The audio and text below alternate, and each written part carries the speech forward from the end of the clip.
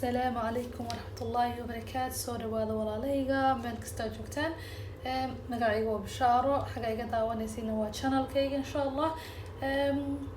maanta waxaan jeclaystay inaan idinla share gareeyo chicken shawarma sida loo sameeyo. waa chicken shawarma aad u fudud, gurigaaga ku samaysan kartid insha Allah. xagan sida waa arkaysaan waxaan ku haystaa chickenka oo maxaa la dhahaye waa lugaha xagga hore oo lafti laga saaray, laakiin waa isticmaali kartaa chicken breast. waxaan ku dari doonaa chickenka. hadda xagan arkaysaan, xagan waxaan ku haystaa coriander powderka, waxaa waaye kabsar caleenka shiidan. inta waxaan ku haystaa waa xawaajiye la isku dardaray dhahaan lemon herbs. kana waxaa waaye xawaajiga caadigo shiidan. kan waa paprika. kan waxaa waaye filfil shiidan iyo in yaroo basbaaska la qali oo mataqaanaa qalalan, in yaroo herbs ah, iyo waxaan ku dari doonaa tuna soo xoqay iyo cusbo xagga ku haystaa. laakiin waa isticmaali kartaa gurigaaga waxa ku yeela insha Allah. wax kastoo guriga ku haysatid oo xawaajiye ah waa ku darsan kartaa. hadda intana ku dari doonaa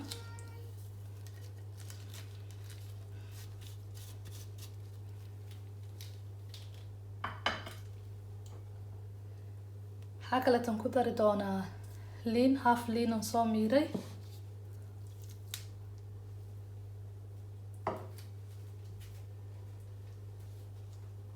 waxaa kaleeto aan ku dari doonaa wax yar oo saliid ayaan ku daraya. iska dhaafi kartaa haddaad rabin, laakiin qoyaan ayay siinaysaa liannaha aniga waxaan ku sameyn doonaa ovenka. laakiin haddaa xagga sare ku sameynaysid saliidda waa ka dayn kartaa, marka hadhowdii birta saaraysid baan ku dari kartaa insha Allah. inta si baan ku dariyaa. hadda waan isku mix garaynaya insha Allah.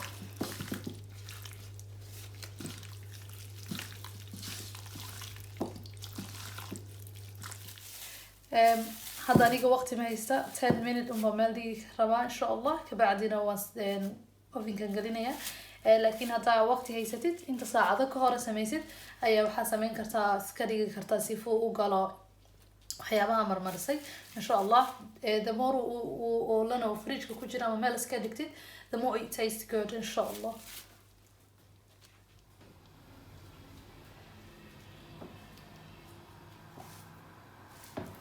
hadda waxaan sameynayaa, waxaan soo qaatay birta ovenka iyo birtan isla ovenka ah. so waxaan saari rabaa chickenka xaggan. chickenka waa inoo diyaar. so maraba dhacaanka inay iga daataan, hadday daataana waxaan rabaa inay xagga hoose galaan.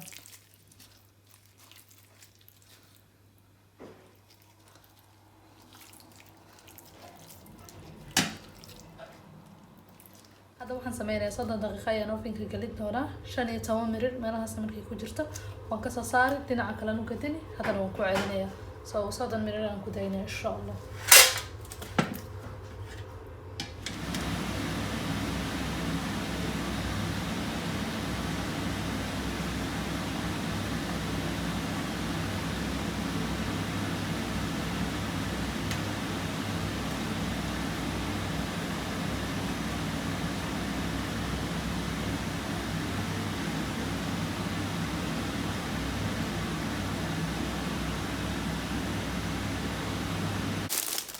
waxaan isticmaali doonaa wrapkan.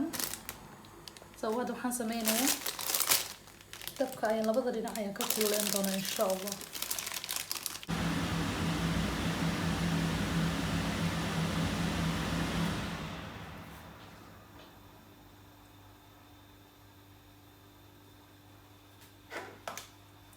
maasha Allah, sida waa arkaysaan sidan uu nooga soo baxay chickenkii.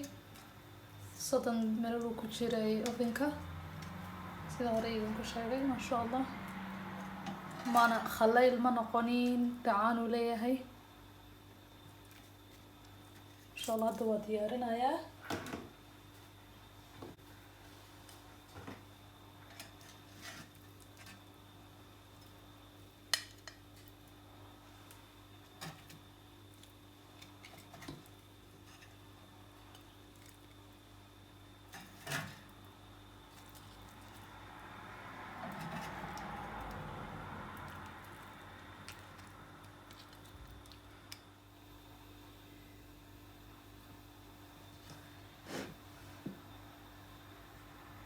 ما شاء الله walaaladii sida u arkayseen chickenka saas uu nooga soo baxay xagana waxaan ku haystaa salad xagana waxaan ku haystaa raabki soo hadda waa diyaarsanaynaa biidnillah soo waxaan sameyn doonaa chickenkana aan si yar u jaadi doonaa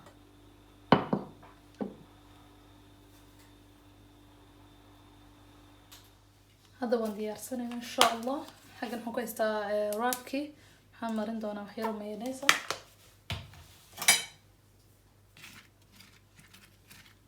haddana waxaan ku darayaa salad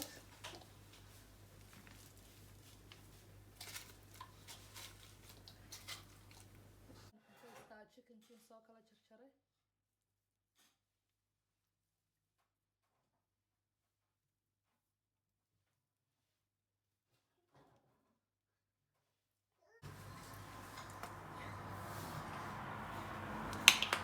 xiyaro ketchup aan ku daray hadda waxaan ku dari doonaa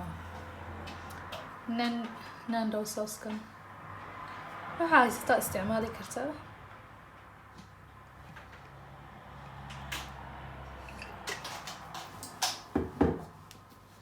sidaas uu nooga soo baxay I hope waxaan rajeynaya inaan ka heshaan insha allah please waxaan idinka codsanayaa comment like and subscribe insha allah subscribe ha iga halmaamin intaan videogiisa xiga ku kulmi doonan waxaan idin leeyahay مع سلامة خير بدن يديك تجي دونا السلام عليكم ورحمة الله وبركاته